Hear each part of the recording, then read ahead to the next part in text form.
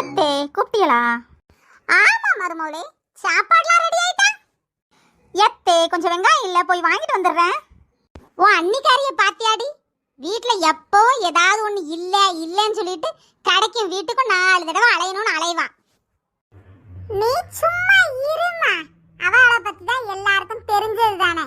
எதுக்கு எடுத்தாலும் தெருவுக்கு தான் அலைவா, ஒழுங்கா ஒன்னும் செய்ய தெரியாது. நான் உனக்கு சர்பத் போட்டிருக்கேன், எடுத்துட்டு வாரேன்.